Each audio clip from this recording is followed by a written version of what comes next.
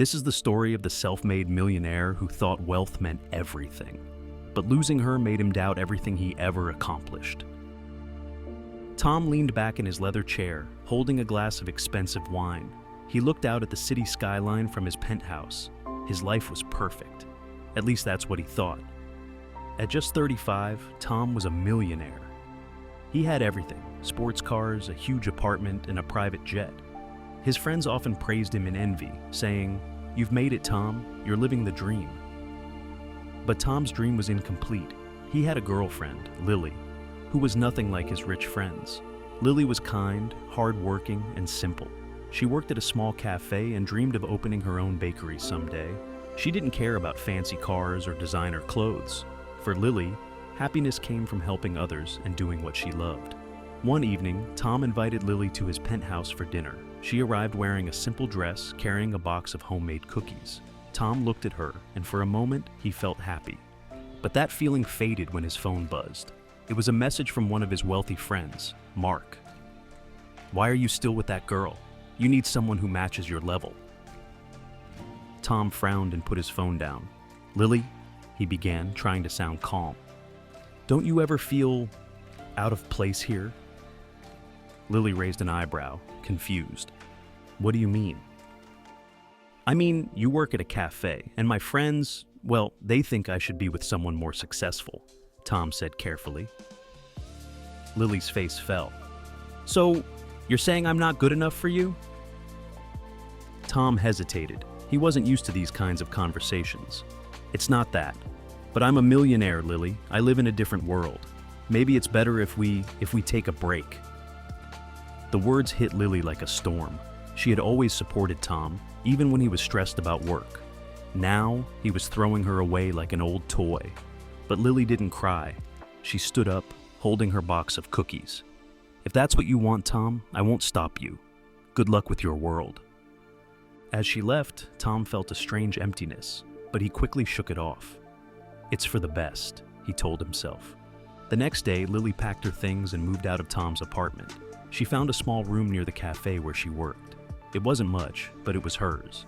As she unpacked, she looked at a photo of her and Tom, smiling during better times. She put it away in a drawer. "I don't need him to be happy," she whispered to herself.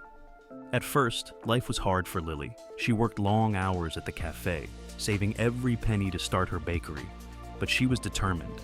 Each night, she baked cakes and cookies, experimenting with recipes. Slowly, her confidence grew. She realized she didn't need Tom or his money to feel worthy. Meanwhile, Tom went back to his usual life. He threw parties in his penthouse, surrounded by expensive things and rich friends. But something felt off. Late at night, when everyone had left, he would sit alone in the quiet. He scrolled through his phone, seeing photos of Lily's homemade cookies on her social media page. "Why am I even looking at this?" he muttered, tossing his phone aside. Yet, he couldn't help but think about her. The way she laughed, the way she believed in him when he doubted himself. It was hard to forget. One night, Mark visited Tom. They sat on the balcony, sipping whiskey. "You did the right thing, man," Mark said. "You don't need someone like Lily holding you back." Tom forced a smile. "Yeah, you're right," he replied. But deep down, he wasn't so sure. Lily's days were long and tiring, but she kept moving forward. She woke up early every morning to prepare for her shift at the cafe. She poured coffee, cleaned tables, and greeted customers with a smile, even when she felt exhausted. After work, she went home and baked for hours, testing recipes for her future bakery. Each step felt small, but it was progress. One day, her best friend Mia came to visit. Mia sat on the edge of Lily's bed, watching her knead dough. "You know, Lily," Mia said, "I'm proud of you. You didn't let Tom's words break you." Lily paused and wiped her hands on a towel. "It hurt, Mia, I won't lie, but I've learned something important. I don't need someone like Tom to believe in me. I can do it on my own." Mia smiled. "And you will. One day you'll have that bakery and he'll see what he lost." While Lily worked hard to build her dreams, Tom's life wasn't as perfect as it seemed. He attended parties, traveled to exotic places, and bought new toys. Another car, another watch. Yet, none of it made him happy. Every time he saw Lily's cookies pop up on his social media, he felt a pang of regret. One evening, Tom sat in his penthouse, staring at an empty wine glass. His friends had left hours ago, leaving him alone with his thoughts. He picked up his phone and searched for Lily's profile. She had posted a picture of a cake, beautifully decorated with fresh flowers. The caption read, "Every small step gets me closer to my dream." Tom sighed and put the phone down. He remembered how Lily used to talk about her bakery, her eyes lighting up with excitement. He had admired her passion once. Now, he couldn't help but feel that he had thrown away something precious. Meanwhile, Lily's efforts were starting to pay off. A customer at the cafe noticed her cookies and asked to buy a dozen for a birthday party. Word spread, and soon more people were ordering her baked goods. Lily used the extra money to buy better ingredients and new tools. She was still far from opening a bakery, but the dream didn't feel impossible anymore. One day, while scrolling through her messages, Lily saw a name that made her pause. It was Tom. He had sent her a short text. "Hey Lily, I've been thinking about you. Can we talk?" Lily stared at the screen, unsure how to feel. Part of her wanted to reply, but another part remembered how he had treated her. She put the phone down and decided to focus on her work. He made his choice, she told herself. Now, I have to make mine. Tom couldn't stop thinking about Lily. He had everything he thought he wanted: money, power, and freedom. But it all felt meaningless without her. His friends noticed the change in him. Mark, who had always encouraged Tom to chase success, finally said, "You've been acting weird lately, man. What's going on?"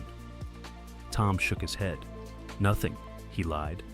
But inside, he knew the truth. He missed Lily, not just her presence, but the way she made him feel grounded and real.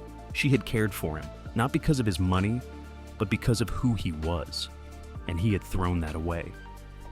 One night, Tom sat on his balcony, watching the city lights.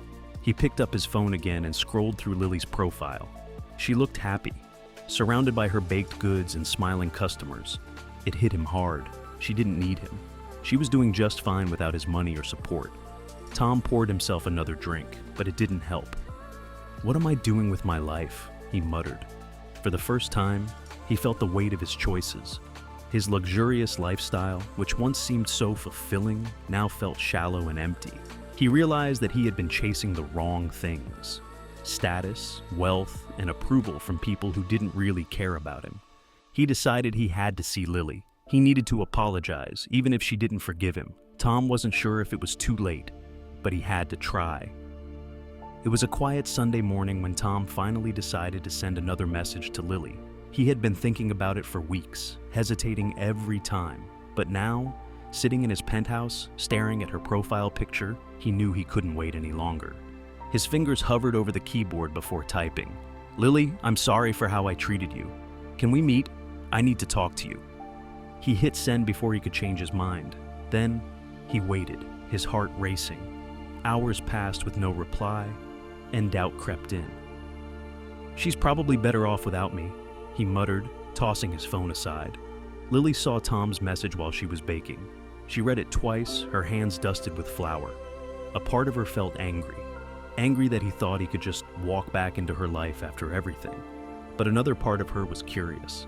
Did he really regret what he did? Or was this just another way for him to make himself feel better? Mia, her best friend, noticed her hesitation. "What's that look for?" Mia asked, leaning over to peek at the phone. "Tom messaged me again," Lily replied, holding up the phone. Mia frowned. "What does he want now?" "He says he's sorry and wants to meet." Mia crossed her arms. "Are you seriously considering it, after how he treated you?" Lily sighed. "I don't know. Maybe I need to hear what he has to say. For closure." Mia shook her head but didn't argue. "Just don't let him talk you into anything. You've worked too hard to let him mess things up again." Lily nodded, deciding to reply. She typed back, "I'll meet you, but just to talk. Tomorrow at 2 p.m. at the cafe on Maple Street." The next day, Tom arrived at the cafe 15 minutes early. He wore a crisp suit, hoping to look his best. But as he sat at a small table near the window, his nerves got the better of him. What if she didn't come? What if she came and didn't forgive him? At exactly 2 p.m., the door opened and Lily walked in. She looked different, not because of her clothes, which were still simple, but because of the confidence in her step. She spotted Tom and made her way to the table. "Hi, Tom," she said, her voice calm but guarded. "Hi, Lily," Tom replied, standing awkwardly before sitting back down. "Thank you for coming." Lily nodded, folding her hands on the table. "You said you needed to talk. So, talk." Tom took a deep breath. I wanted to say I'm sorry. For everything. For how I treated you. For not appreciating you. For thinking money was more important than what we had." Lily's expression didn't change. She listened, but she didn't let her guard down. "Why now, Tom? Why are you sorry now, after all this time?" Tom hesitated, searching for the right words. "Because I've realized I was wrong. My life, everything I thought I wanted, it feels empty without you. I miss you, Lily, and I know I don't deserve another chance, but I had to tell you how I feel." Lily looked at him for a long moment, her eyes steady. "Do you remember what you said when you broke up with me?" Tom winced. "Yes. I said you didn't belong in my world, and it was the worst thing I've ever said." "It was," Lily said firmly. "You made me feel small, like I wasn't enough. But I've learned something since then, Tom. I am enough. I don't need your world, or your money, or your approval to feel worthy." Tom nodded, his throat tight. "I know. And I see now that I was the one who wasn't enough for you." For a moment, they sat in silence, the hum of the cafe around them. Finally, Tom spoke again. "Lily, is there any chance we could start over?" Lily leaned back in her chair, her expression softening slightly. "I don't know, Tom. I've built a life without you, a good life. I'm not sure I want to go back to where we were."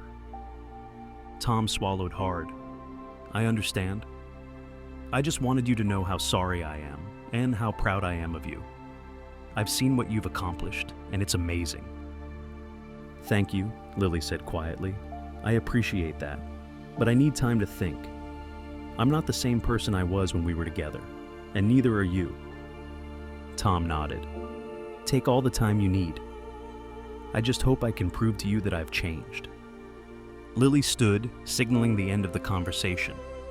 "Goodbye, Tom," she said, her tone gentle but firm. As she walked out of the cafe, Tom watched her go, feeling a mix of hope and heartbreak. He had done what he could. Now, the rest was up to her.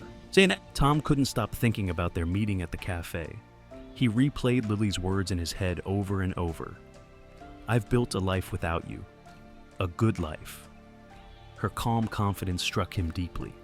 He had once seen her as someone who needed him, but now he realized how wrong he had been. She didn't need him. She never did. The days following their meeting were quiet for Tom.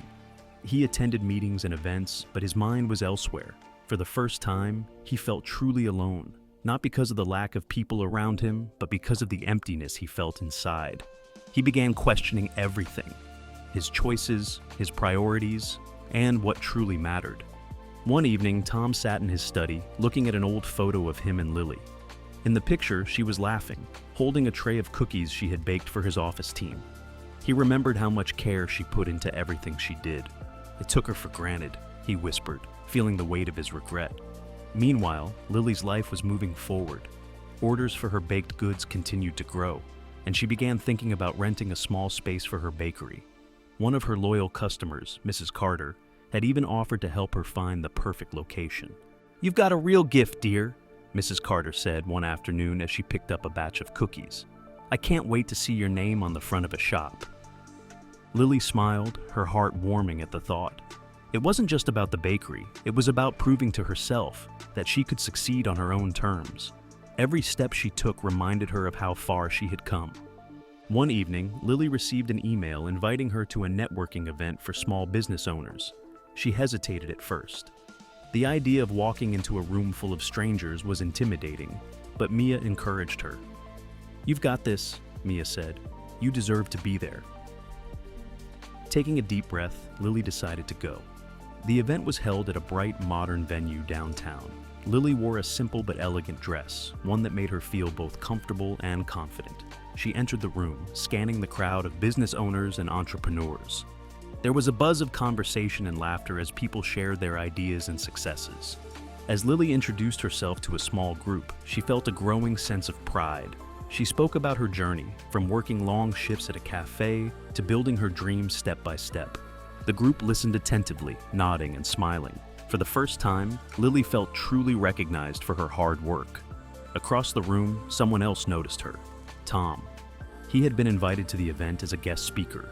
Though he hadn't expected to see Lily there, his heart skipped a beat when he saw her, standing confidently among her peers. She looked radiant, her smile lighting up the room. For a moment, Tom hesitated. He wasn't sure if he should approach her, but as he watched her laugh and engage with others, he felt an overwhelming sense of pride and sadness. She was thriving, and he had no place in her life anymore.